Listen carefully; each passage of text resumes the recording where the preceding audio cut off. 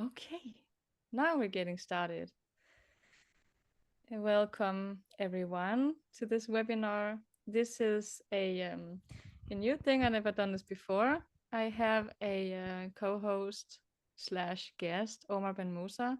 Omar is the one that you hear me talking about all the time, you know. He's been a really wonderful guide for me, and I know that a lot of you guys have met him before in another webinar, and I thought we would do this one together to share, most of all, the love, and let's see where it takes us. I'm just gonna, never mind. I Thank see. you for making me Yeah, by starting with making me blush, you know. me It's too. yeah. I mean, I hear you sometimes in English saying, like mention me or something, but I don't know what you say in Danish. Maybe it Yes, sounds even better. I don't know. So I don't know if I should introduce you, or I could just maybe say a few words about what you mean to me, Yeah, that's right? even better. Mm. So people often ask me, like, how did I come across you? And how did all these miracles happen to me? So I start to explain, or at least I try, and and it's really a mystery. I don't really know how.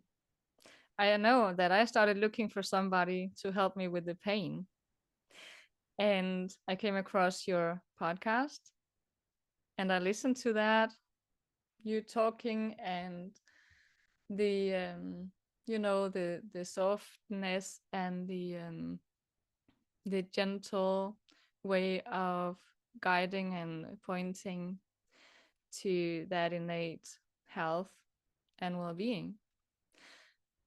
And then we talked, and and you made me feel safe and calm down.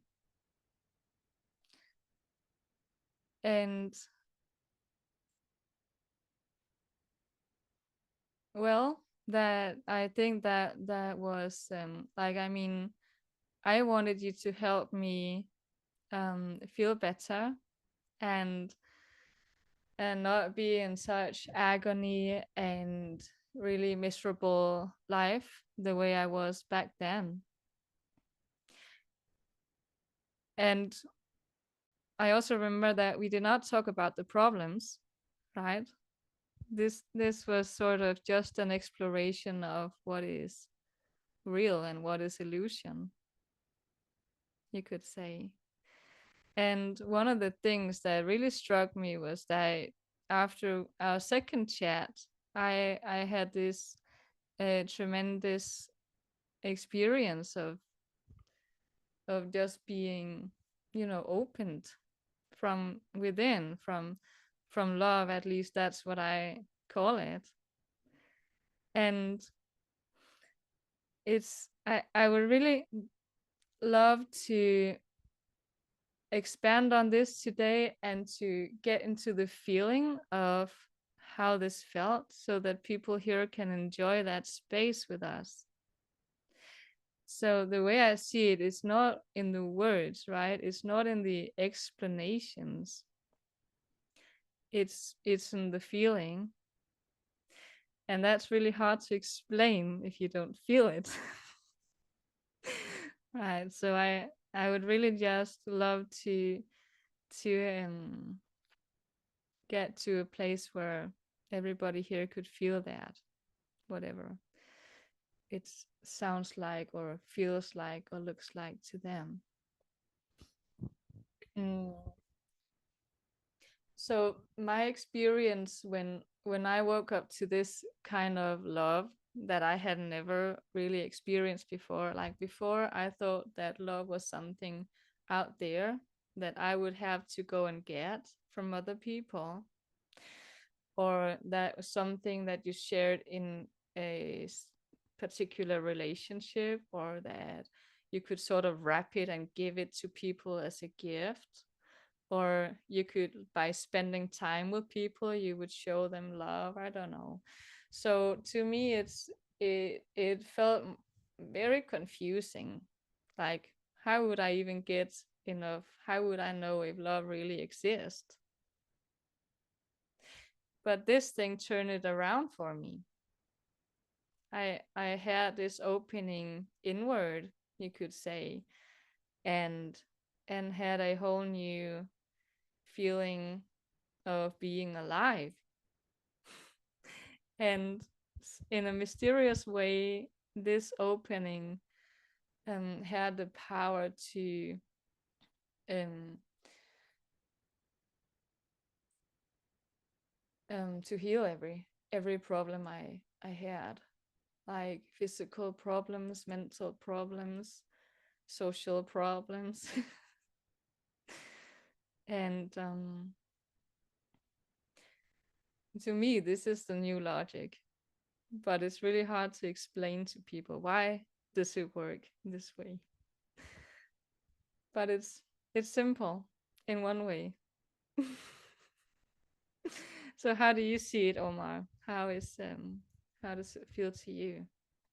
Yeah. Well, thank you, Maya, for setting this up and coming up with the brilliant idea to do this webinar together.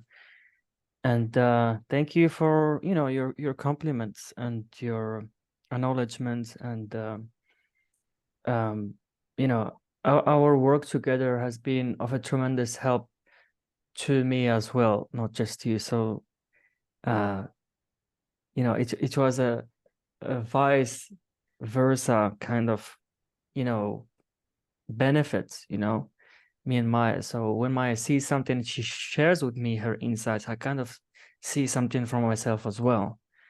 So it wasn't all me, the expert here, trying to, you know, do some magic and, you know, like heal. No, it doesn't work this way. But Maya was able to see something so deep that I knew that she'll be perfect in helping people and sharing this understanding. I mean, even before she saw that, I even suggested one time, maybe Maya should be sharing this. And she's like, I don't know what I want to do, you know, but, you know, I'm glad that she, you know, that she saw this within her, that she could really be sharing this and beautifully and really helping people see this within themselves as well. And so, you know, actually, this topic is my favorite, talking about divine love, because I think this is what we are all looking for in this life. You know, if you're looking to be healthy, you're looking for divine love. If you're looking for, you know, more money, you're looking for divine love. Either you see it or not. If you're looking for something tangible, like a big house, you're looking for divine love. And what I mean by this is that like us, you know, our human experience unfold, we really don't see or catch wise to the fact that what we are searching for is actually what we are searching with. So that feeling of love I feel when I do feel it is always emerging and coming and unfolding within me. And it's a different experience when you know that, because it really changes your relationship with, you know, with looking for love or chasing stuff outside of you. If you want to achieve something outside, you still want to achieve it, but, you know, then the goal is different, because you know that it's not going to make you any better or give you a feeling, but you want to do it because it's fun, you know, just for the sake of it. And this really creates a beautiful space for all of us to, you know, to nurture, or to let what is already within us to emerge to the surface, that beautiful feelings we often seek outside of us. And so the beautiful thing about this is that the more we are in that space, the more loving we feel, the more caring we feel, the more kindness emerges out of the blue. Like, like I've never been this way or done this before, but it just kind of comes out of you. And it's because when we are in that space, we are not really engaging with what's been limiting us or holding us back in our minds. We are not with the illusion anymore and trying to play with these ideas, but we are more in a space of where everything unfolds in that I don't know if you've heard this before, that nothingness space. Out of nothing there is always something that emerges. And so having an idea about love is actually creating a barrier for me to really experience what love really is, and that divine love we are talking about here. Because that divine love is not it's not something we should look for, because it's already here. It's actually seeing that for ourselves, that it's already here, it's already within us. And then the experience of life changes for us. And so I've been looking, actually, I love Rumi. He's a Turkish poet, and he has some really deep words and quotes, and he really, to me, was enlightened human being who really saw that there is something much deeper than what we see with our naked eyes, and he once said that love is the bridge between you and everything. It's the bridge between you and everything else, and divine love is not really personal. It's not just for some people or some group of people or some outward form, whatever that is. And I'll give examples to some certain religions or some certain cultures, to some certain countries. It's impersonal. It's basically where we are all one, where we are all one and the same. And when we really get a glimpse of that, we see that divine love is the only thing there is. Anything else is illusory. Anything else is illusory.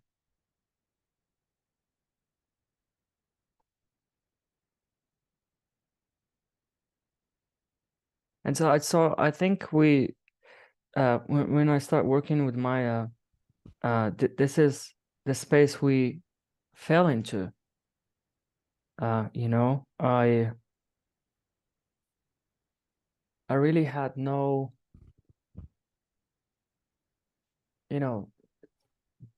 judgment or ideas about like how I could be of help, but I was there when we do have a conversation, because I don't really want to think what's gonna happen. I know I want to be of help, but I know that I wouldn't be of help if I was trying to really help, because that's not the help that is needed. And so for us to really see something within the conversation we were having, I fall out of my thinking, and sometimes this doesn't happen. Sometimes I come to the session with my thoughts, and like had some stressful experience before the call, or maybe something, but at some point this always disappears, and I'm totally in that space that we call meditation. Like there is no judgment, there is no what I was doing before the call, what I'm going to say next. It's just, you're just there in that space of divine love. Mm. Yeah. And yeah, it's really a great way to put it. And that is the space that got really clear to me. And I bring that with me too when I talk to people about this. And if they have insights, I know that it's not coming from other places than that space. And that space could bring anything, but it will be what they need. Right. And I know that for me, right, we never discussed many details. It was just, some things about the paradigm, inside out, and how I think we went through the implications, not applications, the way of explaining how things come naturally when you see the connection to thought in the moment being the only cause of any experience, as an opposite to thinking that your experience comes from a million different kinds of things. Right. So it becomes easier to see. But, I could have, I went to a list of different doctors and psychologists and home therapists and I don't know, to get treatment for a variety of problems I had. And the way I used to put it is when I started looking in the direction of health and love, right? That's when it started to dissolve and become nothing, come back to nothing, come back to that space, really. So I really have a deep respect for that space where everything dissolves into just pure love. And that's a real magic for me Absolutely. and for a lot of people that I talk to. Mm. You remind me of, Keith sharing about what Vada used to say about this, this understanding, that the three principles understanding, that these principles make me behave, Yeah. they really do. They really make us behave in a way that we don't want to get into this negative chatter so much and be interested in that. They really make us behave in a way that when this happens, I feel bad, and this alone shows us that we are not on the right track. And so it's it's something really natural that it's like our immune system. We don't need to interfere with our immune system, and this is where how love heals everything here. When we don't interfere with our immune system, it does what it does best to protect us. And this is what happens in our experience when we do feel bad and we do have pain. This is like a signal to really stop trying to control or to look for healing in the wrong path. Your feelings always give you feedback of where you're heading in your thinking in that moment. So it's a beautiful gift. And you know, we human beings have all these gifts, of course, and so when we really start seeing that it's really not a big deal, we engage less and less with that. And this is where we really touch base with that space of healing. And it's, you know, the space of healing, again, is divine love. It's all these different names. It's the same space, the space where miracles happen. This is what I call it. It's just amazing what could happen in there. Yeah.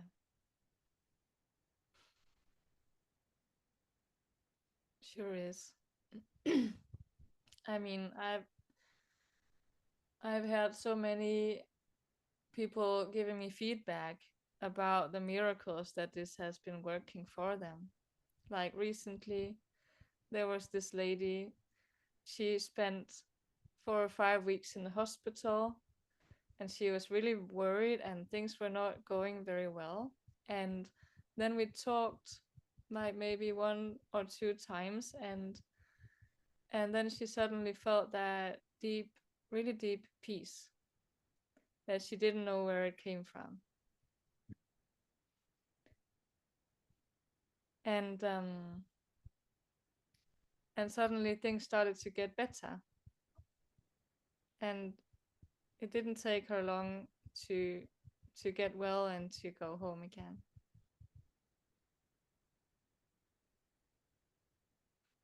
That is just one example. Yeah. And I don't know, a lot of different kinds of things happen, right? When you and one of the things important for me is that we don't discriminate between the body and the mental stuff, because there is no difference.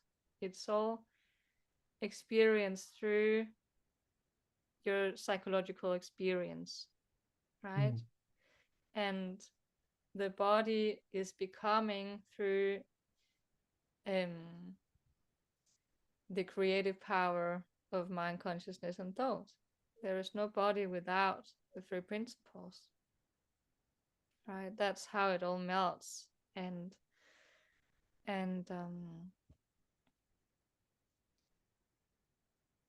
really, when you see it, either when you look at your body, other people, or your mental issues through that lens of divine love, it's really making it all look better, or problems vanish on either level. Yeah. And it doesn't really vanish but by doing something about it. It's not like it's like you know, the vanishing here, it's like really understanding. I don't know if you ever seen how a magician does his trick or her trick. You know, like when they show you how they do their trick, like you feel dumb. You really feel like, oh my God, it's that simple. Like it's like you catch wise to the fact that you've been you know, like you fell into this illusion. And this is what our thought does every time. But once we see the illusory nature of it, it's like when someone shows us how she or does her trick. And actually, I want to give an example here. A real example. I know how to do some magic tricks. Okay, so I'm a coach and a magician. I'm kidding. But let me take the background. So I have a card here, and it's going to levitate. Can you see it levitate? It's impressive, isn't it? This is impressive. But if I show you how I do this, you'll be like, oh my God, this is... My God, like, you know, I got tricked in here. So it's just my thumbs that I'm moving behind my hand, and it looks like it's levitating. And so our thinking does this every time. And it's so good at this that it will make you believe that what you're suffering and what you're experiencing is so real, and you need to do something about it. And your life gonna be, you know, bad afterward, and it's the end of the world, and there is no way out of it. That's how it's gonna feel like it, and that's how it's gonna look like. But that is not true at all. You cannot trust something that is passing by, that is not permanent. What is permanent is divine love. So when you stick with what is permanent, you start having more of what you want, you know, what you meant to have, or, you know, what life has on offer for you, which is love, joy, connection, you know, doing the right thing, saying the right thing. I have a good example here. I'll just speak about Maya because, you know, like there are so many things that we discuss, myself and Maya, that we could use here as an example. I don't know if I could share this, but I think I can. It's about, you know, when you wanted to move out of Norway and you wanted to talk to your daughter and you found it hard. And so Maya asked me, like, how can I go about it? I don't know. She's gonna feel bad because she got her friends here, etc. And you know, we had a conversation about this, and then, you know, I talked to Maya that you already know exactly how you should approach this. Now you're trying to approach it from your thinking.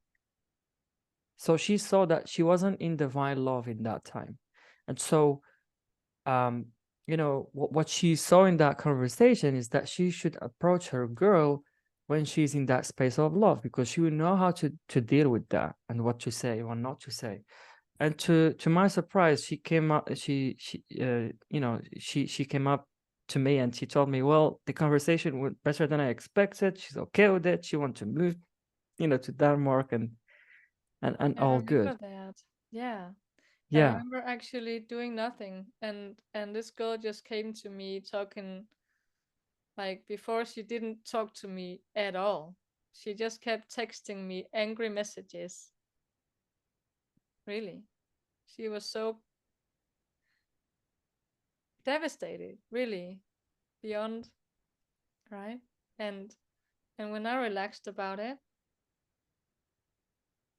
she calmed down too. Hmm. And she started talking to me.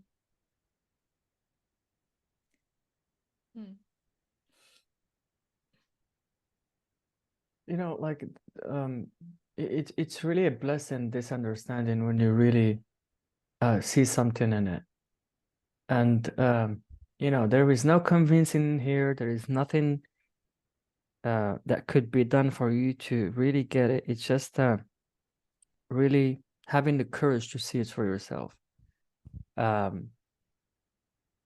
Because once you see just a little glimmer of it, like this will, you know, resonate with you. And some of you here resonates with that, and some of you maybe it doesn't. They don't think, well, how can I experience this? Or, well, please don't try to experience this, or don't try to really understand this. I was listening to a Sydney Banks tape just before our call, like 2 hours or 3 hours ago, and he said, truth is not intellectual.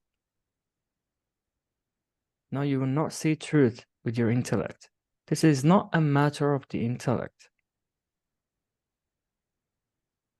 And we've been taught so hard that everything is intellectual, and you have to be the smartest kid, the smartest woman, the smartest man, and you have to get this job and do this. And that's really, really separating us from each other. because we start putting people in hierarchy and engaging with some group of people and not engaging with some group of people.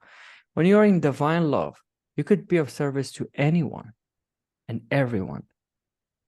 I remember Kathy Casey, who's doing some amazing work in prisons, and she once was saying, like the first time she went with Sydney Banks to a prison. You know what Sydney Banks said? Like the first thing that he said to these, like what we call in the society criminals, you're all innocent. How could he say this? They did some bad things.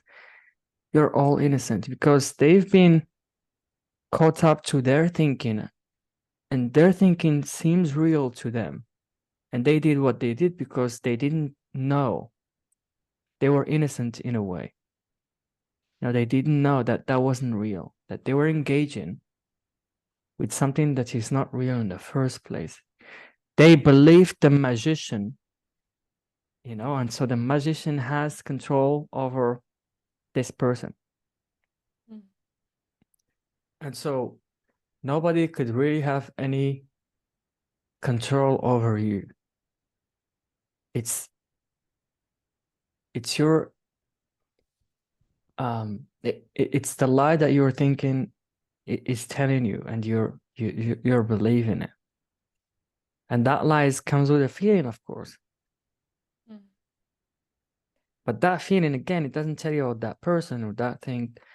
It always tells you about your thinking in that moment. The feeling doesn't know about anyone or anything in the world.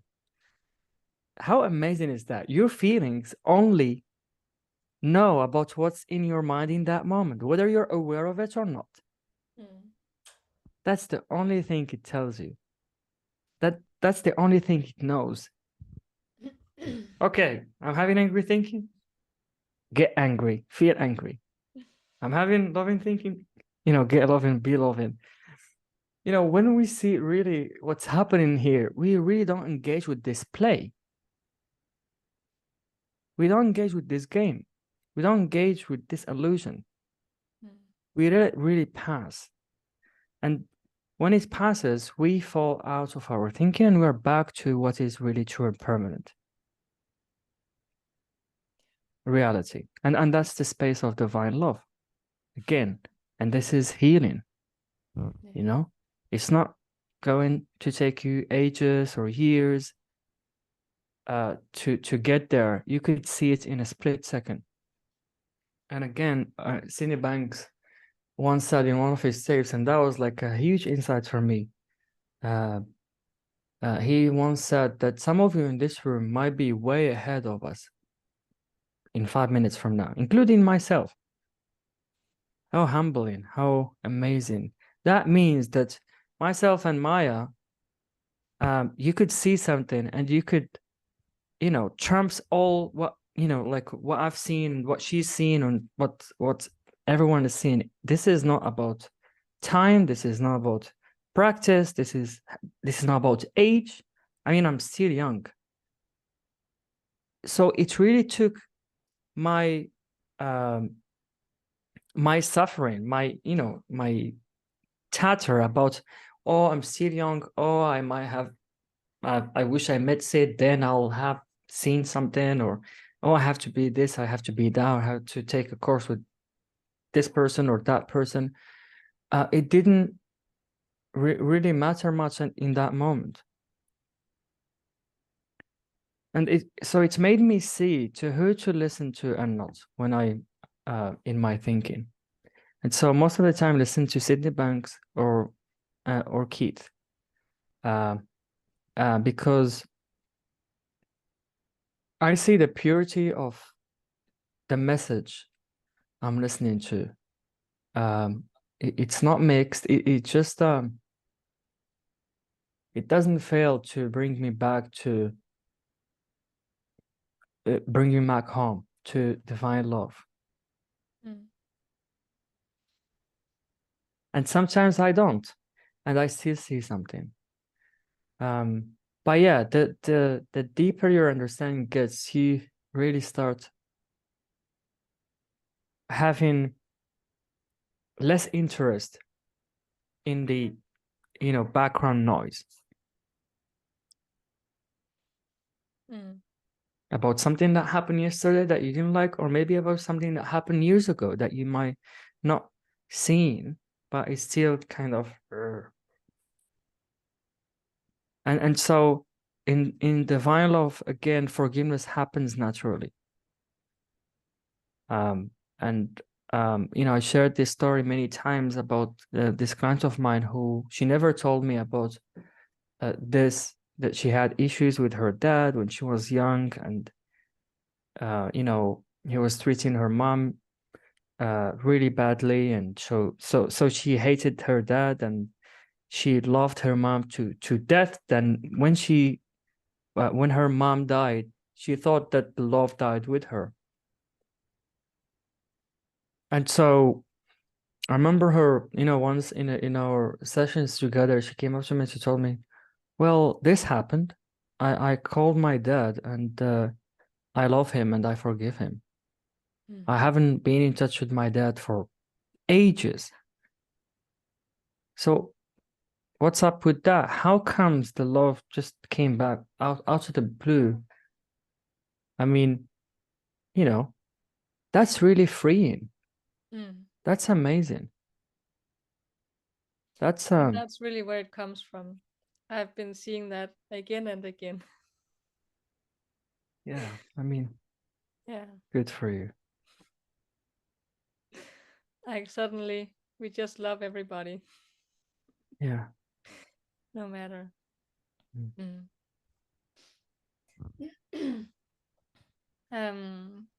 Omar, how would you feel about taking questions and hearing people's insights? Yeah. I was about to, ask you that. Yeah. No, let's go. So just raise your hand, and if you want me to Julie, I translate, I think can do that.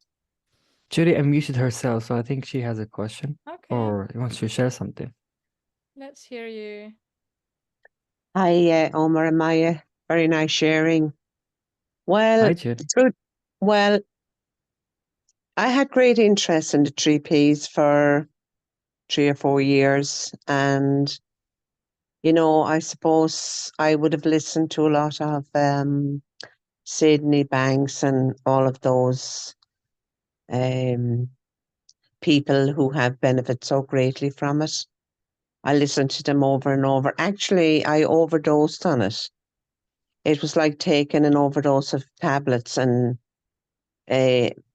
sort of like being pumped out, if you know what I'm saying.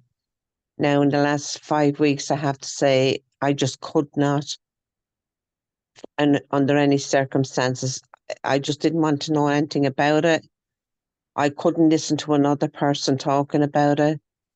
I went really, really backwards, really backwards. Maybe that's not the right phrase, but that's the only way I can describe it. I'm in quite a low spot in the last number of weeks, and I just happened to look on my phone this evening, and I saw my where you and Omar were giving a talk, and part of me was saying, I really don't want to hear anything about this anymore. I've really tried hard to understand it.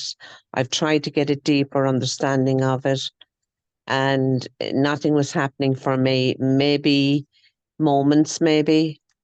And I just got very, very disillusioned, and I'm still very disillusioned, but yet something told me to listen in tonight.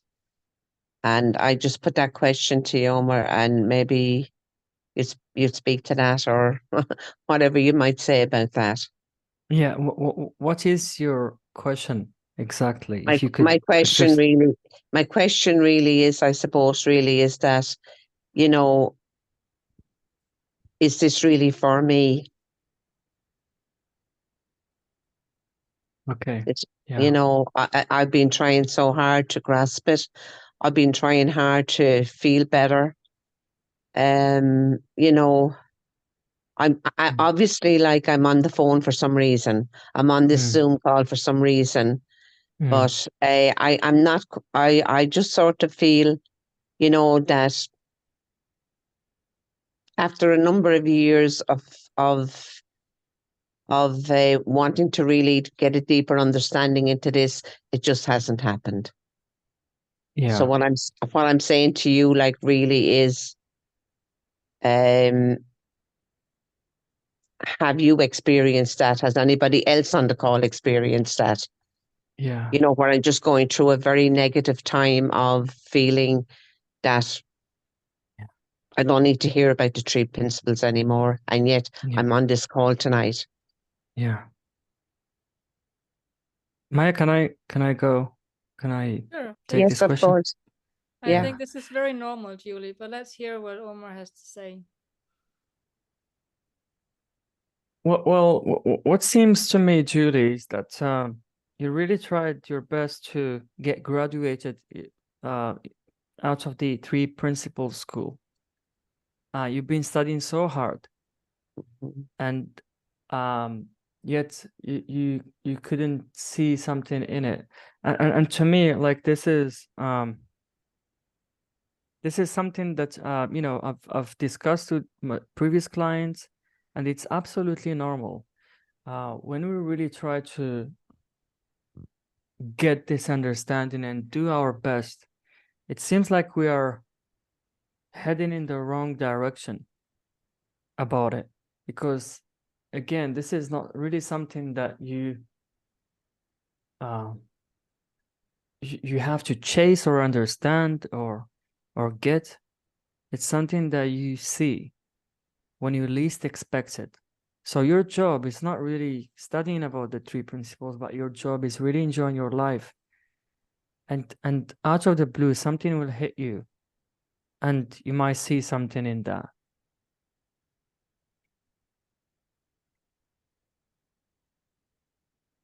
Now, this is just what occurs to me to say, and I would love to hear how this landed for you, or if you have anything else to say about that. Well, I was just wondering, has any of the people on the call tonight experienced that? Like, where, there was hope maybe at times for me that I was getting this, and then it just would disappear. It might come back a little bit again, then it would disappear. I had two lovely experiences in the summertime, and I thought, is this what they're flipping talking about? Is this what these people are talking about? That I felt so good, so well. And then a day later it was gone. So that was very, very hard, very difficult to go back to square one. Yeah. I'm also concentrating. I don't want to take up people's time here now, because I know other people would like to speak, so I don't want to take this over. I'm also suffering with stomach problems, and I know myself like that. My anxiety around it is definitely not helping me. Yeah. What I would like to share, Julie, is that, like Omar said, it's really normal to try hard and study. And I've been talking to several people who went through similar experiences, and that instinct that you had after overdosing to just leave it completely is completely fine. It's very sane, actually, and I think it could be really helpful too. That's why you did it, right? Just to leave it for a while, and then see what, like, we're just living our lives, and it's the same for principles that is living us, whether we know it or not, whatever we call it or call it something else. It's the same principles, so we cannot live without them. But in a period of our lives, we can study them, or we could have insights about things, but you can have insights without knowing the principles too. So there is no right or wrong way to, go about it. So how would it feel to just let go of the wish to be, an expert in the principle? I know. How would that feel for me to let that go? I do sometimes. Yeah. Well, I'll just finish with saying, like, that I'm glad that I had you tonight to speak about how I was feeling, and that alone, like, has helped me a little. So thank you. Good.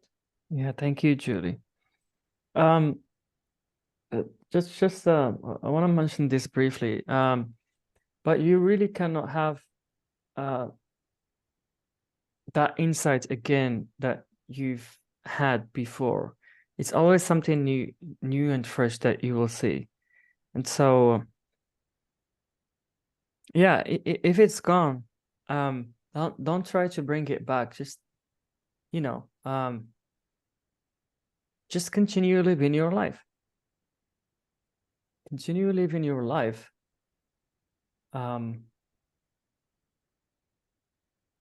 And you will see something again. And you will see something again and again and again. But please don't think that this is not for you, or something like that, because every human being on this earth is experiencing life through thoughts, consciousness, and mind. Every human soul. There is no exceptions to this. And also I want to mention that I recorded a video that I shared it just recently on Tawheed, and I would love you to watch it, Julie. It's exactly for what you asked, because again, as Maya said, there are many people who cannot really see why this happens, and like if this is the right path or not, and this is not really a convincing video, but this might speak to your experience and might be of help.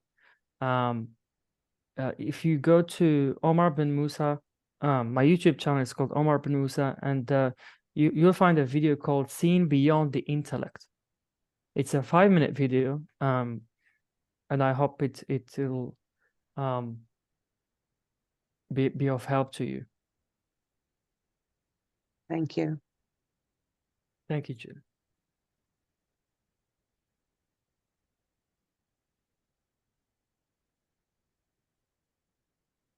Naomi?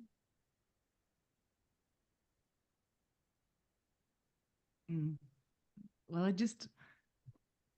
I love your speaking. I love sitting, just knitting and listening. And I just have this picture in my mind that has been staying inside of my space the whole time that I think I must share, because it's just, when you spoke, I thought, why is it that consciousness is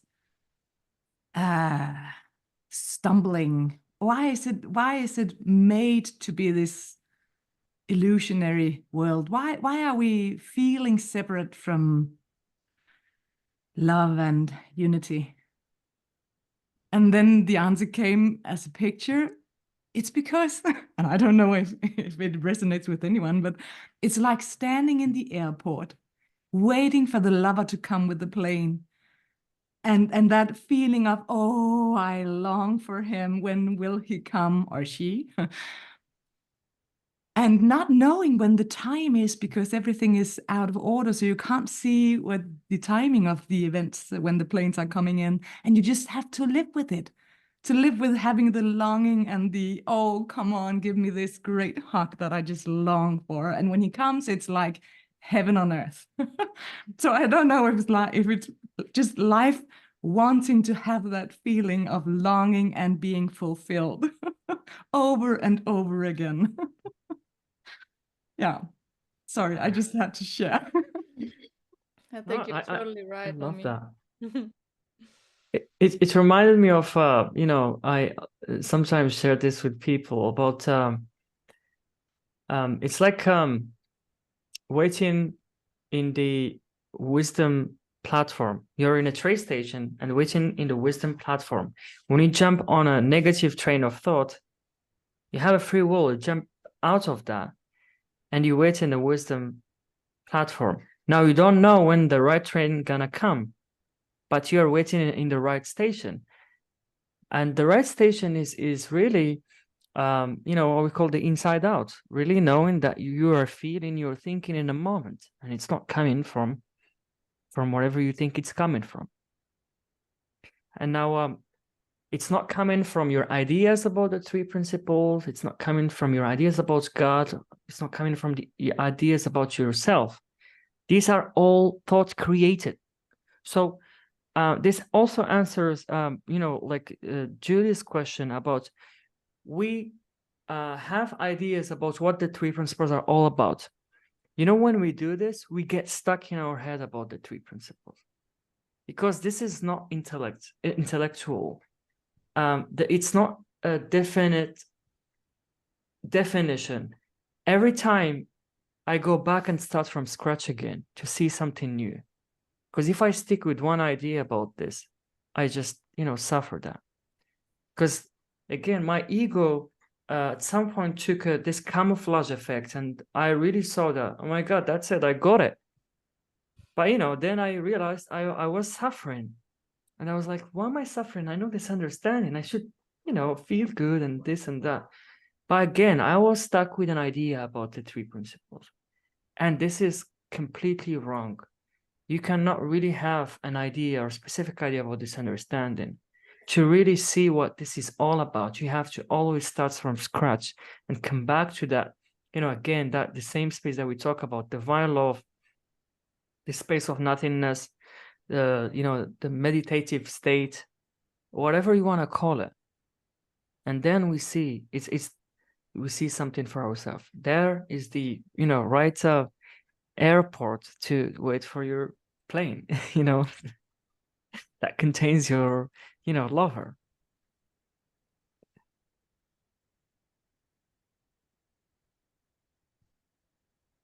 Thank you, Nam. Tanya, would you go next? Yeah, hi. Good to see you. You too. Hi, good to Hi. see you too. Sorry, I'm a little my throat is but I hope that you can understand me, but I'm a little bit sick. So no, I had a comment before to Julie's comment because I just wanted to say that sometimes I feel the same in periods. I sometimes also feel that I get fed up by videos and podcasts and all the reading but like I noticed that like I'm more interested or caught up by it when I have the resources, when I'm like up in the elevator, when I feel rested, when I have prioritized myself and gave myself what I needed, socializing, good food, music, and all that, so on, what I need. And when I feel that I'm down in the elevator, I'm lacking some things that I know that I haven't really have been prioritized myself lately. Then I'm giving myself space and respect for that for a while, away from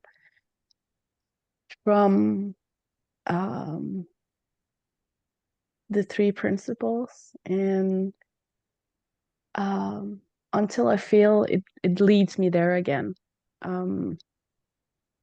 Otherwise, I continue my life, living my life, because I know that the time will come again. And yeah, our thoughts can either uplift us or bring us down. And if I keep messing around in that I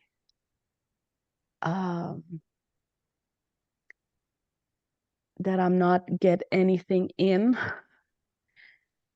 then the more I'm actually getting away from it. So I'm just leaving it for a while, and when I'm ready again. And I think that we all have those periods that we are more like open for it, or have more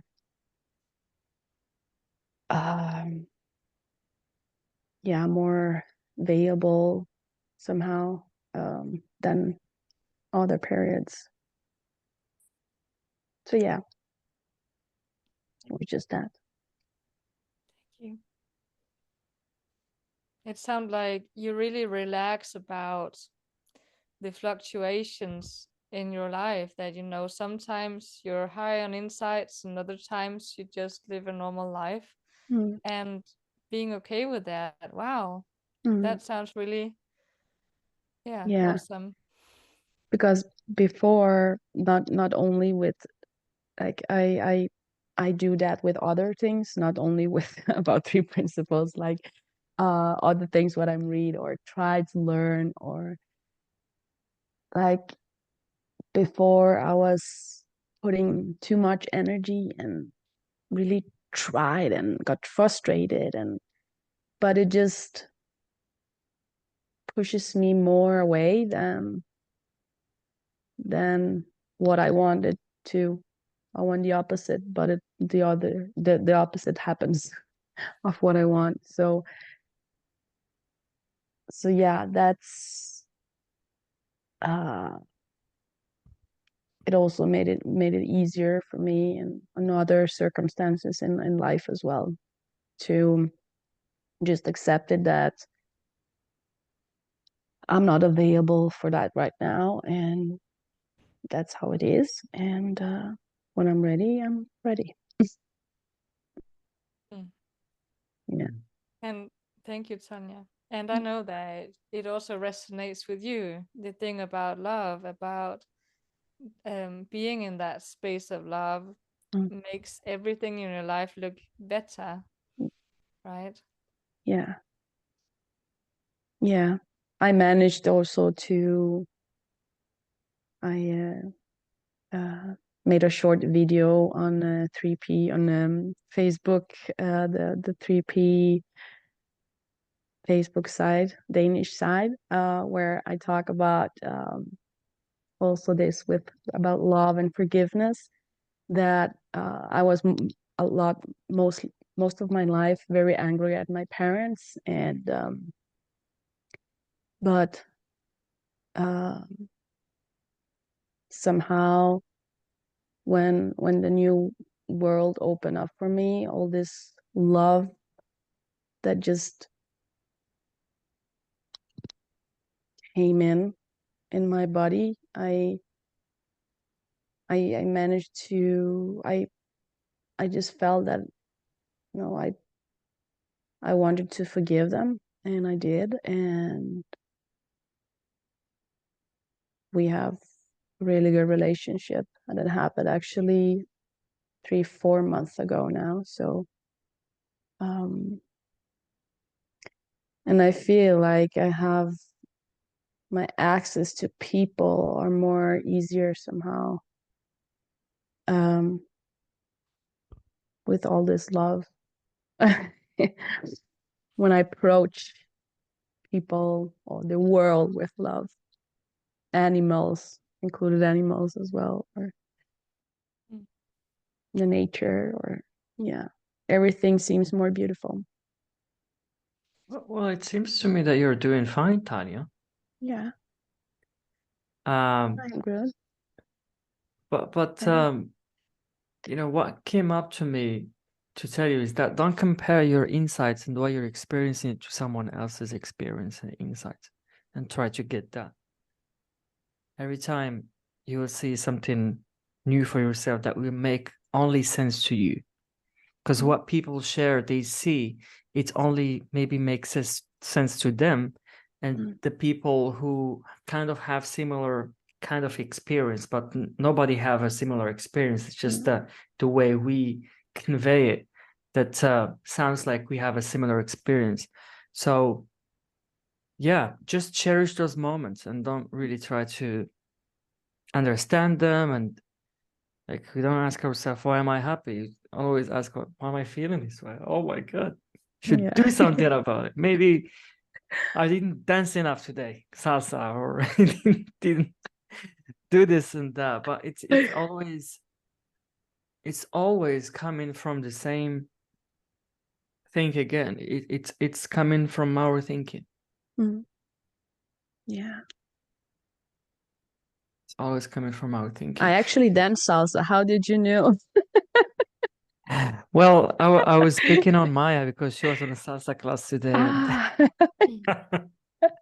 But no, this is the example that came to mind about, like, this is something that happened in one of the previous paradigm that existed in the 1800s. It was called childbed fever, and there is this physician called Semmelweis who have been going crazy about trying to understand why women who give birth die of childbed fever. They used to call it childbed fever. Sometimes even the baby dies with their moms. And they couldn't make sense of, like, in the surgery room, a lot of women dies after giving birth, but in the midwife room only a small amount of women die after giving birth. So they couldn't put the puzzle together, and so they were blaming it on all different things. Well, maybe we have to change the bed where they lie. Maybe we have to do it this way, or maybe you have to open the window or close the window. Maybe we have to change the door lock, or they try everything. But it was only ever coming from one thing: germs and bacteria. So that alone changed the whole world of medicine and increased our human lifespan to 30 more or 40 more years. It wasn't coming from this childbed fever. It was coming from these little things that we cannot see with our naked eyes. And that was like the birth of this theory. Semmelweis was called crazy when he saw this, because after his friend died of childbed fever. Can you imagine? Like, his friend is a male and died with that, and he was like, my God, how this is possible? This only happens with women. And so when they did the autopsy, they saw that he hurt himself with a scalpel. And so then and there, Semmelweis knew that there is something in that scalpel that caused people to die and caused women to die after giving birth. Back then, they used to not clean their hands.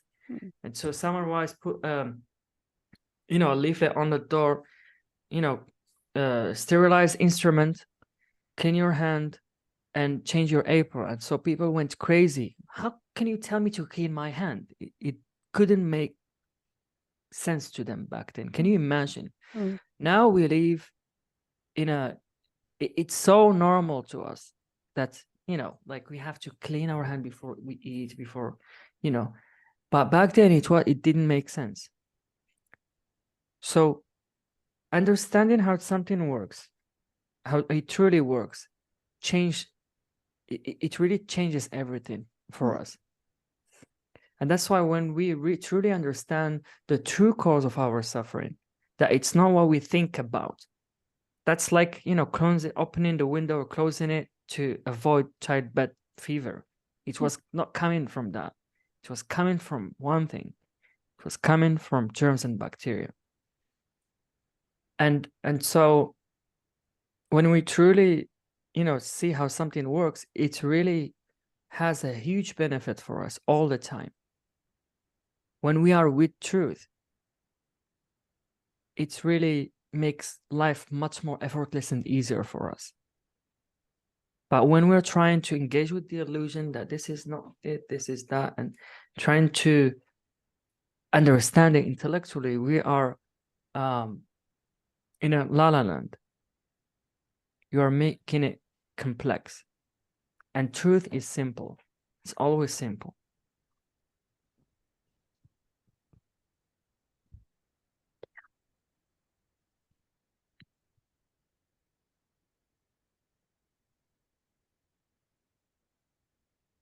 Thank you, Tanya Yeah, thank you. and Omar. Thank you, Tanya. Let's hear Marie-Louise. Yeah, hi. I am having some trouble with the sound. Do you hear me? Yeah. Oh yeah, perfectly. Okay, thank you.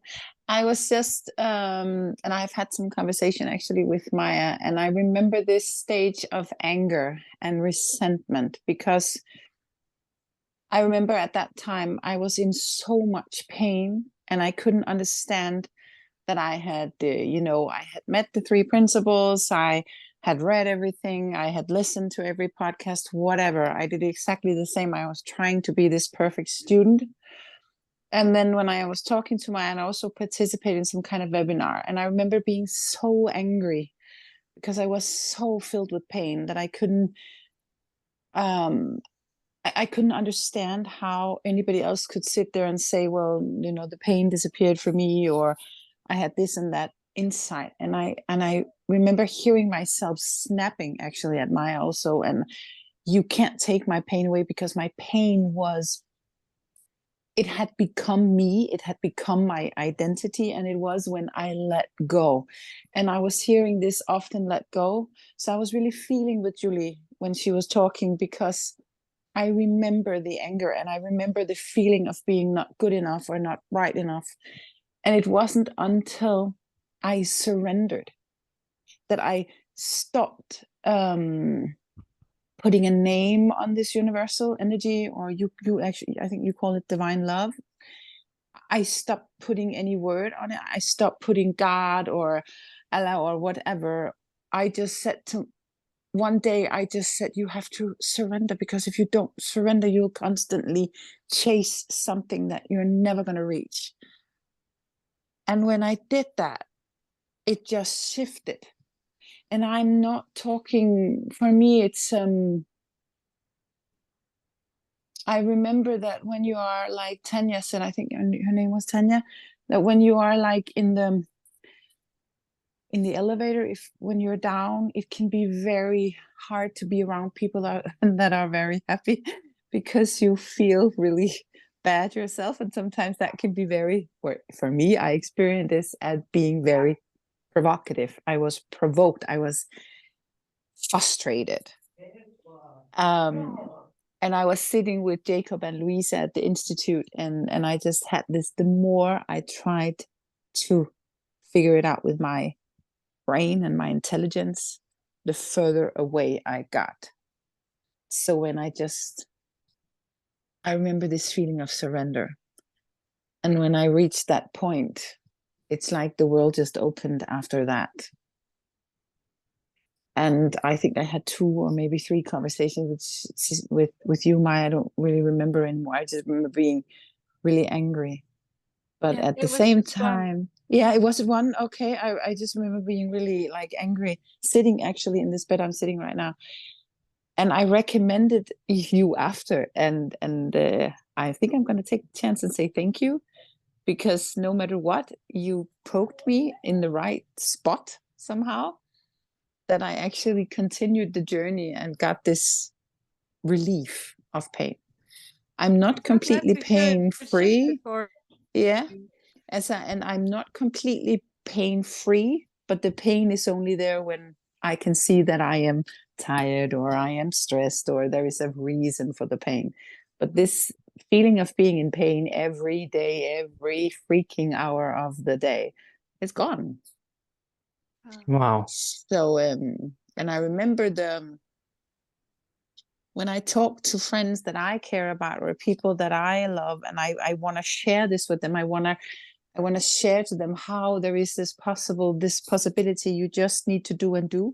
No, then I know I'm in the wrong direction. It's this feeling of it coming from the inside. But I understand that Julie can feel this way. And I realized that we as people, when we are, educating and whatever the system, our society, we have to chase something. We have to be better. It's a competition. I need to go, go, go, go. And when I'm doing that, I'm just losing the connection to this. Yeah, you call it love or whatever now you call it. Yeah. Yeah. Well, Well, that thank was you for just my sharing little that, insight. Mary-Louise. Yeah. Thank you. I mean, I love what you said about I still feel pain, but how hard it is that your relationship changed with pain. Exactly, it did. You became more gentle with yourself. You're not judging your experience anymore, but the less you judge it, the more you feel good. And I didn't judge my I love body. it. I gave my body the love that actually the pain was just telling me that I was in the wrong path. So it's kind of like the friend became, or the pain became my friend. Yeah. And sometimes we can get upset with even our friends, even the ones that we love. And sometimes I get upset with my pain. And then I remind myself, oh, where are you going? And I just, and it's like a quick episode is that the stories that we tell, okay, like a story I told myself is that every time I was doing something, let's say I was hosting a party. Now we've just had Christmas and New Year and my birthday, and I had this, I had to host 3 parties and the cooking and all this. And I just hear myself telling my son, oh, it's so typical me. Every time I'm holding something or, hosting something, I get all this pain. And I heard my own voice. And I'm like, oh my God, I need to go lay down. And I went and lay down and I was just laughing and saying, oh my God, what am I doing? So I was telling this story to myself. Oh, this is so typical me. And just when I saw that and I just laid down for 15 minutes and the pain was gone again. Wow. So the pain is my friend now. Beautiful. More than my enemy. Yeah. This story reminds me of Maya. Your story of hope reminds me of Maya, because I remember her. She told me I had this joint pain. I couldn't move my finger, and so she starts having a good relationship with pain. She really stopped identifying with that, and it's really it changed her completely. I mean, now she doesn't feel pain at all.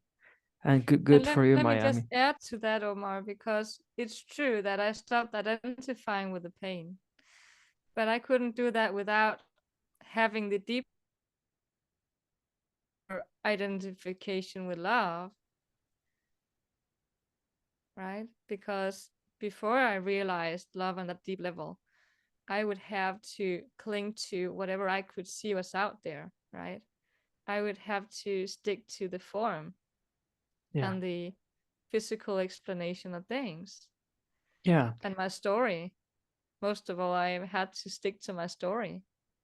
Yeah. But I really saw that I was deeper than that I was that was illusion, and that was really by the grace of love showing up to me in that way that made me able to jump off that illusion. Yeah. But do you from that? But Maya, do you have any? I mean, when when the pain went away from you, I remember being that I also had some mental pain because I had to let go of my pain and I had to see who I was underneath the pain, behind the pain. And that was also what was one of the most difficult times because I felt guilty and I felt like, who am I if I'm not the one who needs help? I had to take a very deep look at me, who I was, you can call it love. I had forgotten who I was behind the pain or before the pain. Yeah. And Exactly. and it's like I had this pain since I was 12. So it was me. The pain was me. I had to change the whole thing. Okay, I don't need help all the time. I don't need my boys to keep, carrying stuff for me. I can do this myself. Mm. So it was also letting go of the story of me. Oh, yeah. And certainly I had to find other ways to get the attention and the love and the caring. Because if you are a person in pain, I experience and see often that we hold on to this pain because it is also a source of getting Oh, yeah. love and care and oh, that is so, oh, you don't do that, Marie-Louise, you have pain in your back, I'm going to do that for you, blah blah blah blah. So there was a lot of things I had to let go of, and that was hard and difficult, but I am very relieved today. But it was hard letting go of it.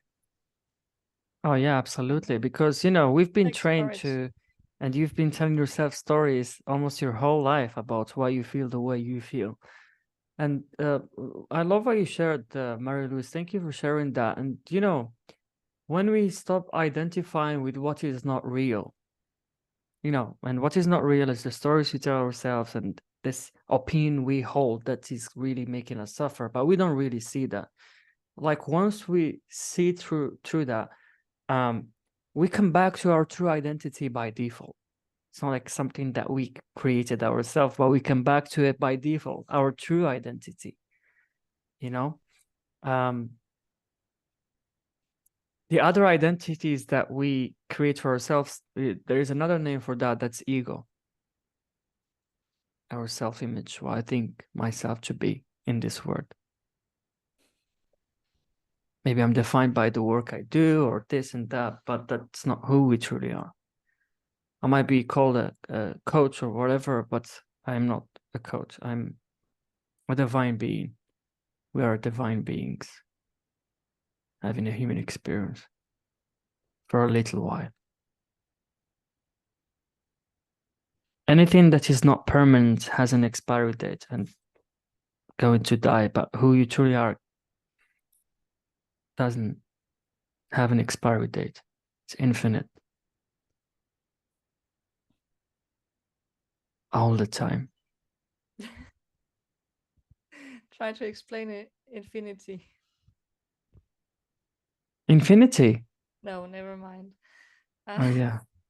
I just really love the sharing, Marie-Louise, because it just shows that, like, for me in the beginning, it was hard to accept that other people could not let go of their pain like this, like the way I did, right?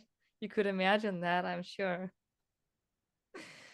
But it's really good to know that there are so many ways and everybody has their own experience, and that's just the way it is.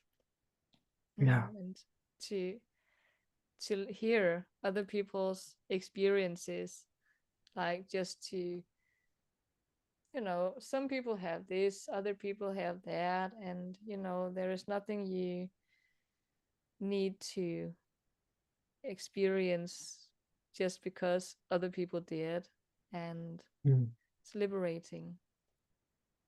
Thank you. Thank you. But just keep looking in this direction, Marie-Louise. There's more to see. Okay. Yeah. I don't know who to take first, Reke or Nomi. I think I saw Naomi first. Okay. I don't see. Reke is raising Reke? her real hand. Oh. Well, let's hear from Reke because Naomi already. Okay, Naomi is unmuted. Let's hear from Reke. She. Can you talk? I haven't. You need to unmute yourself. Du skal trykke på mikrofonen. Yes, I did. Cool. Okay, so I'm quite new with the principles, and Nomi shared a little bit with me this summer and got me very curious. And then I've been in sessions with Maya since the beginning of December, Maya, and crazy beautiful things happened. I've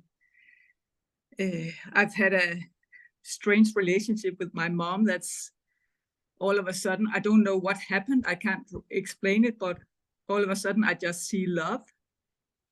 My mom had a kind of a mental disturbance, and I didn't really, I don't know what happened, but now I just see love everywhere. And I suffered from migraine since I was 7, and that disappeared till I realized it had something to do with sugar. But I still have a little bit of a problem that I kind of build fences or make problems.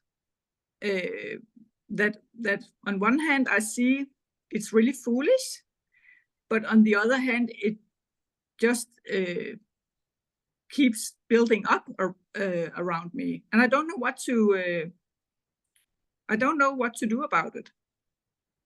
It's like I'm two persons. one person seeing all these great things and one person being really fucked. It reminds me of a song. It reminds me of a song, Rikke. Another Yes, song. I don't know if I'm going to sing it here. It's by Thea, the Swedish artist, and part of her lyric says, "I am beautiful and fucked up in the most glorious way." How does that sound to you? But it's like, I know I'm creating it, and I can't. I know it's ego, and what Maria Louise just said kind of resonated with me, because there must be something that I'm still not seeing about, perhaps just letting go about who I thought I was. Because how can problems I had since I was 7 just disappear? Like, I don't know how I really used a lot of medicine for that stupid migraine, and all of a sudden it's just gone. It's really, yeah, I don't know what I need to see, but please help. Yeah. You know, Rick, we live in separate realities. But there is the one true reality where we are not separate. And so when you say you've seen something, but then there is this fucked up side of you, that's the separate reality that you created for yourself, because that's your own making. So, but you're not that. You're not the rain or the passing cloud. You're the sky. It's intact. You're one with everything and everyone. You're that what you've been seeing. That's who you truly are. Anything else is I think you used to call it a something psychotic that you've break. created. You used to call it a psychotic break from reality. Oh yeah, it's La La Land or psychotic break from reality. Yeah. So will it just stop when I see something? Actually, you don't need to stop it, because that's not a problem. Like, there is no problem, outside of your thinking. Everything is neutral. But it seems to you as it's problematic. It's like when you try to, when you feel itchy and you try to scratch it, it gets itchier. Or when you drink salty water, you get thirstier. It's the same. The more problem you have with it, the more it will seem problematic. You have problem thinking about it. Don't engage with that. Just, call it the fucked up thoughts came by. It's not a guest that will stay there forever. No. Unless you Yeah. you make it stay, and you give it a blanket and cozy warm place to, I guess it's Around. snowing now in Denmark, and to Yeah. it's not there to stay. No, I see that. So there is no fucked up you. There is just a thought that suggests that there is a fucked up you, and you buy into it. Yeah. You cannot be fucked up. No.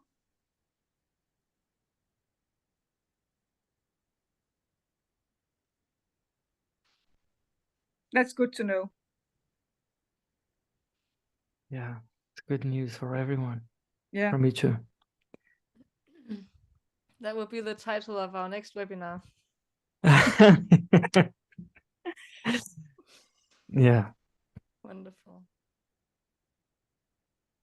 I know you've been seeing a lot, Rikke, and it's really awesome how you've been growing and blossoming. It's a joy to follow you and receive your insights on and on. That's good, Maya. Really. I'm really grateful because it's not many people that can truly understand that. How can a migraine disappear? I've been so sick, and all of a sudden it just goes away. I didn't really realize it. I had this alarm on my telephone that says, now you need to order your medicine. And I went to check my medicine box to see if I almost didn't use any of that medicine. And I was like, who bought medicine for me? Because that's really strange. And then I had a very, it was so funny because then I had migraine again. And then I could see very clearly, what did I do? I ate so much chocolate, so much sugar. And I did that quite a lot. It's just been Christmas, And then I was like, that's not good for you. So I stopped, and then the migraine left again. It was so simple. Wow. Just Yeah. a signal. Yeah, really. Beautiful. Yeah. Cindy Banks once said the best preventative medicine in the world is to get to know yourself. Yeah.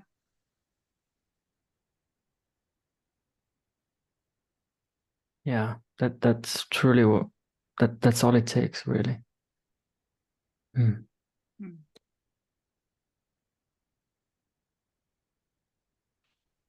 Maya, I think people will start getting tired, etc. But we'll go for one more question. I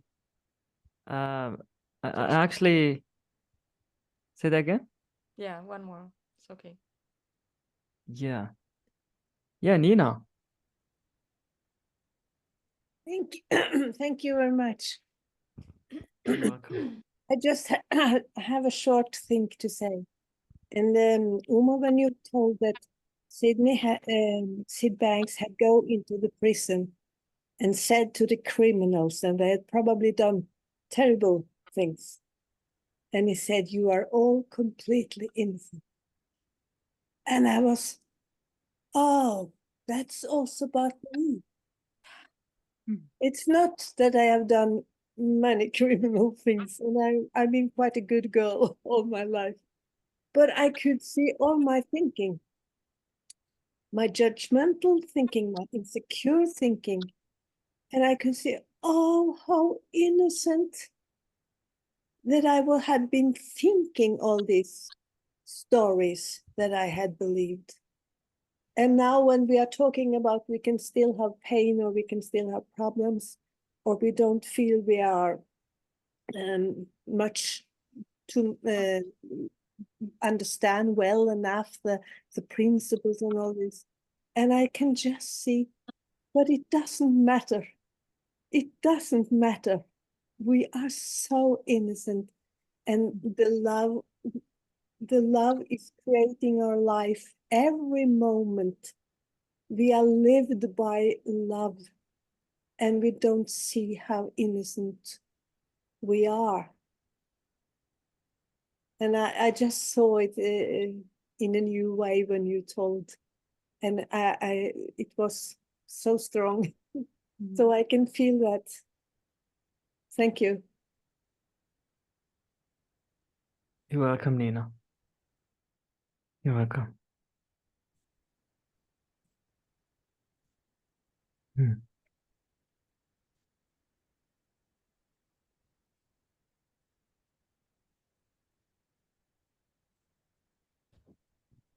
That's the power of divine love, isn't it?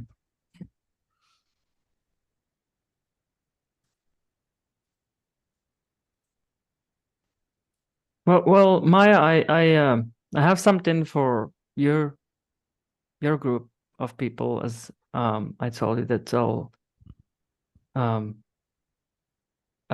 become and share this with those. So yeah, thank you for sticking till this. I know it's late. Your end, it's late. My end too. I think we have the same time for people who are in Denmark and Central Europe time. But yeah, I've talked with Maya, and I asked her if she's okay with this idea for me to. Some of you know that I'm doing a 3 months deep dive on the 6th of February. It's called the gist of well-being. The gist is the essence of, you know, all there is and or that will be, and including well-being. And it's a 3-month course, 90 minutes per session. It's going to be around this, 7 p.m. for Central Europe, and there's one session at 8 p.m. Central Europe. I think it's gonna be 6 p.m. UK time, etc. There'll be 6 sessions, 2 sessions per month, and the premise of this, the gist of well-being, is really to explore deeper this understanding and the essence of change, the essence of transformation, the essence of everything there is, really. You know, so I came up with who it could help. You know, people who feel anxious most of the time, people who cannot really see that, you know, they feel present, or they cannot really enjoy. They really cannot enjoy the moment often. Or for people who just want to know more about this understanding. I mean, whatever, it doesn't matter how long you've been in this understanding, but just you know, being there. The premise of this is really to give you more clarity and more presence, and the symptoms of that is taking out a lot of thinking in our minds that are maybe, you know, not helping us to see something new, or you have like a bad habit or whatever that is, that comes in a sort of feeling of stuckness, etc. And so you know, I suggested to Maya that I would love to you know, give this, you know, like a special coupon for you guys, to, if you would love to register. The price of the course is not really expensive, is £299, and there's a special thing for you guys. You can either pay that 2 installments, you know, just one day. The second installments will be today or tomorrow, or and the last the day before the session. So it's gonna be a Monday, the 5th of February. That's where the second installment gonna be. £150, £150 in 2 weeks.